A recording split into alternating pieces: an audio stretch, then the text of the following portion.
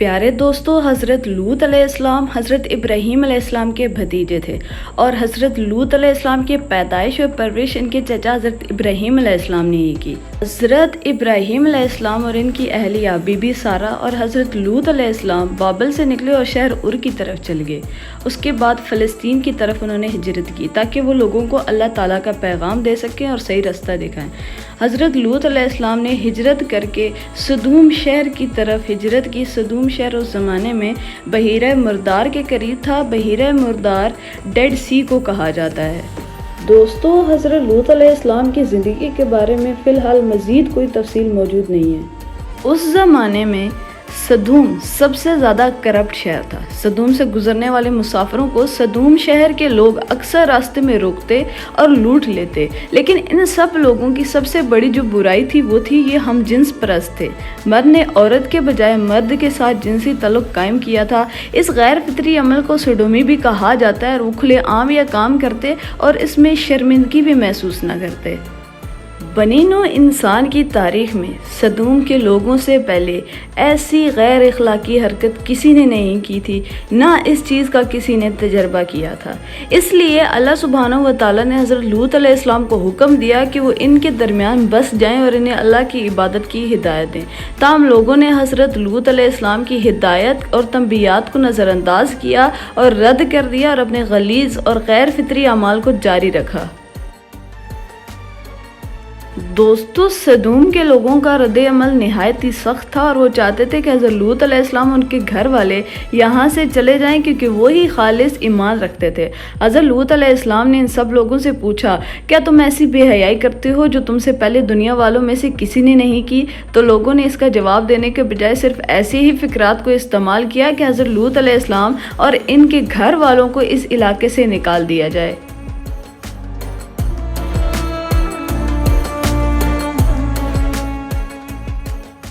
تاہم حضرت لوط علیہ السلام نے ان کی دھمکیوں اور دشمنیوں کو نظر انداز کیا اور ایمانداری کے ساتھ تبلیغ اور تنبیہ کا سلسلہ جاری رکھا اور اپنے پیغام کو دہراتے ہوئے ان کی غلطیوں سے منہ موڑنے پر زور دیا جن میں ان کی ہوس اور ان کی ناشکری تھی۔ حضرت لوط علیہ السلام نے دعا کی کہ اے میرے رب، ان فساد کرنے والوں کے خلاف میری مدد فرما، اور اس کا تذکرہ قرآن مجید میں بھی موجود ہے۔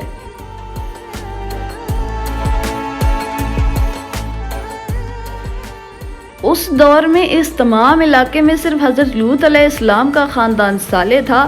آپ علیہ السلام کی 2 بیٹیاں تھیں اور ان کی 1 بیوی۔ ان کی دونوں بیٹیاں مومن تھیں، لیکن ان کی بیوی جو تھی وہ سڈومی تھی، وہ مومن نہیں تھی۔ وہ ایک سڈومی خاتون تھی۔ اس کا تعلق مملکت کے لوگوں سے تھا اور اس کی وفاداری انہی لوگوں کے ساتھ تھی۔ اب ہم فرشتوں کے بارے میں تذکرہ کرتے ہیں جن کا قرآن پاک میں بھی ذکر موجود ملتا ہے کہ حضرت ابراہیم علیہ السلام کے پاس 3 مہمان آئے اور حضرت ابراہیم علیہ السلام کو تب عجیب لگا جب انہوں نے اس کھانے کی طرف دیکھا بھی نہیں جو حضرت ابراہیم علیہ السلام نے ان کے سامنے رکھا۔ تو اس پر حضرت ابراہیم علیہ السلام پوچھنے لگے اور انہوں نے اپنا تعارف کروایا کہ وہ فرشتے ہیں جنہیں اللہ سبحانہ و تعالیٰ نے بھیجا ہے۔ فرشتوں نے حضرت ابراہیم علیہ السلام اور سارہ کو بیٹے کی بشارت دی جو ان کے ہاں پیدا ہونے والا تھا اور ان کے بیٹے کا نام اسحاق تھا، وہ بھی نبی ہوں گے۔ تاہم جیسے ہی اس معاملے پر توجہ دی گئی، حضرت ابراہیم علیہ السلام یہ بات جانتے تھے کہ فرشتے ایسی انسانوں کے درمیان نہیں آئے، لیکن کوئی خاص بات ہے۔ تو اس پر حضرت ابراہیم علیہ السلام نے ان سے پوچھا اور انہوں نے ان کو حضرت لوط علیہ السلام کے حوالے سے وضاحت کی اور ان کو ایک بیٹے کی بشارت دی۔ تینوں فرشتے خوش شکل انسان کے روپ میں سدوم میں پہنچے۔ جب سدوم کی سرحدوں سے داخل ہوئے تو حضرت لوط علیہ السلام کی بیٹی جو کہ مومن تھی، انہوں نے ان مردوں کو آتے ہوئے دیکھا تو بھاگ کر اپنے بابا کے پاس گئیں اور حضرت لوط علیہ السلام کو ان مردوں کے آنے کی خبر دی۔ حضرت لوط علیہ السلام نے پہلے ان تینوں مردوں کا استقبال کیا۔ وہ جانتے تھے کہ مردوں کے ساتھ یہاں پہ کیا ہو سکتا ہے، اس لیے حضرت لوط علیہ السلام نے ان کو شہر چھوڑنے پر راضی کرنے کی کوشش کی، لیکن حضرت لوط علیہ السلام مہمانوں کو جانے کے لیے کہنے میں بہت شرمندہ تھے، لہٰذا انہوں نے مہمانوں کو اپنے گھر کی طرف رہنمائی کی اور اس بات کو یقینی بنایا کہ ان کو جاتے ہوئے کوئی بھی نہ دیکھے۔ لیکن حضرت لوط علیہ السلام کی بیوی نے انہیں دیکھ لیا اور شہر میں سب کو جا کے بتایا کہ لوط کے گھر 3 ایسے مرد آئے ہیں کہ آج سے پہلے اتنے خوبصورت مرد کسی نے نہیں دیکھے ہوں گے۔ لوگ اس خبر پر خوش ہوئے اور حضرت لوط علیہ السلام کے گھر کے باہر جمع ہو گئے۔ حضرت لوط علیہ السلام کو بہت فکر ہوئی اور وہ رونے لگے کہ ان لوگوں کی حفاظت کیسے کریں گے جن کو وہ اپنے گھر لے آئے ہیں۔ پھر وہ سوچنے لگے کاش میں تمہارے خلاف کچھ طاقت رکھتا یا کسی مضبوط طاقت میں پناہ لے سکتا۔ آپ علیہ السلام نے سوچا۔ پھر تینوں آدمی بولے، اے لوط، ہم تیرے رب کے فرشتے ہیں، اس لیے وہ آپ تک کبھی نہیں پہنچ پائیں گے۔ اس کے بعد حضرت جبرائیل علیہ السلام فرشتے لوط کے گھر سے باہر نکلے اور مردوں کو مارا، جس سے تمام آدمیوں کی بینائی ختم ہو گئی۔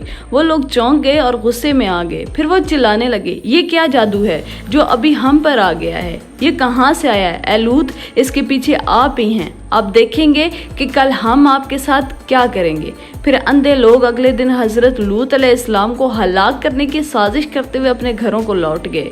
پھر جب صبح کا وقت ہوا تو حضرت لوط علیہ السلام اپنے پیروکاروں کے ساتھ اور اہل عیال کے ساتھ وہاں سے جانے کے لیے روانہ ہونا چاہتے تھے، لیکن ان کی بیوی جو عیبدار تھی انہوں نے وہاں جانے سے انکار کر دیا، جیسا کہ قرآن مجید میں بھی ہے کہ جیسے اسے ہدایت کی گئی کہ وہ اپنے گھر والوں کے ساتھ روانہ ہو جائے۔ بعض مفکرین نے تذکرہ کیا ہے کہ حضرت جبرائیل علیہ السلام نے اس شہر کے سارے گھروں کو ان کے باشندوں سمیت آسمان پر اٹھا لیا اور انہیں الٹ پلٹ کر دیا، یعنی کہ شہر کو سارا الٹا کر دیا۔ پھر اللہ تعالیٰ نے ان پر پتھروں کی بارش برسائی، اور پتھروں کی بارش ایسی تھی کہ ہر پتھر کو موجود تھا کہ اس نے کس شخص کو جا کے لگنا ہے۔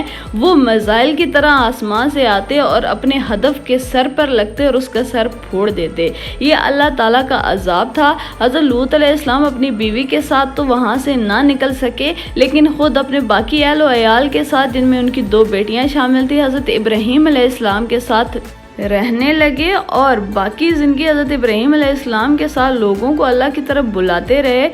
آج کل بحیرہ مردار کے قریب ایک شہر سدوم موجود ہے جو لوگوں کو اللہ تعالیٰ کے غضب کی ایک طاقتور یاد دہانی کراتا ہے۔ اللہ تعالیٰ نے قرآن مجید میں ارشاد فرمایا ہے کہ دیکھنے والوں کے لیے نشانیاں موجود ہیں۔